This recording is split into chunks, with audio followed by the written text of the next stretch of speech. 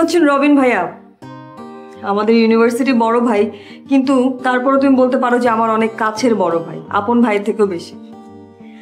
আর রবিন ভাই হচ্ছে অনেক বড় মাপের একজন সাইকিয়াট্রিস্ট। ও আচ্ছা, আপনি নাকি আপনার বসের বিরুদ্ধে আন্দোলন শুরু করেছেন? জি, মানে আমি বুঝলাম না। আমি আপনার সম্পর্কে সবই জানি।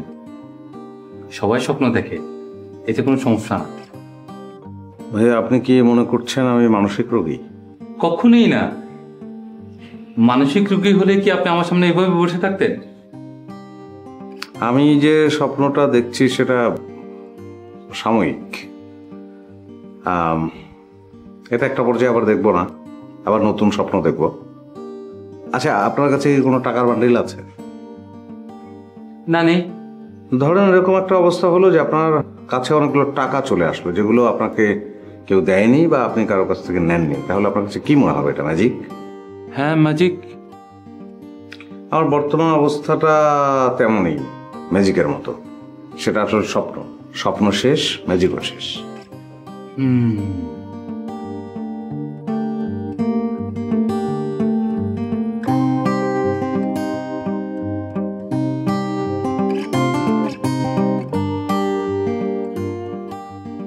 এখানে 10টা 500 টাকার নোট।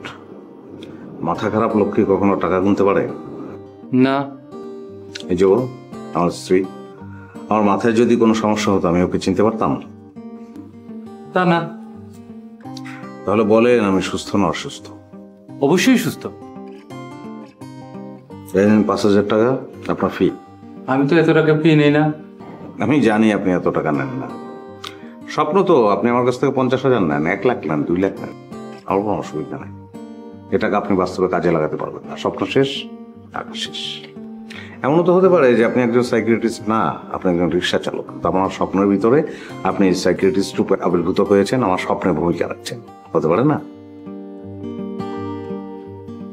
কি বলছো তুমি এসব? আচ্ছা, টাকাটা আমি আপনার কাছ থেকে নিব। আপনার কাছে কি পেন আছে? আছে। তাহলে টাকাটার উপরে আপনি একটা সই দিবেন, তারপরে টাকাটা আমি নিব।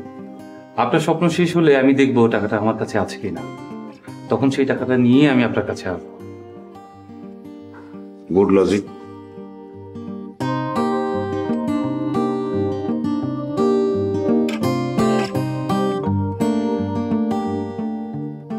শোনো, সবই বুঝলাম, তেমন কোনো সমস্যা নাই। আর আমি এই মুহূর্তে তোমাকে কিছু বলছি না, আমি পরে সবকিছু ফোনে বলে দেবো। আচ্ছা ঠিক আছে। ভাইয়া প্লিজ বসেন, একটু খাবারের ব্যবস্থা করছি। তোর ভাই বসো। হ্যাঁ, হ্যাঁ হ্যাঁ, ওকে, থ্যাংক ইউ।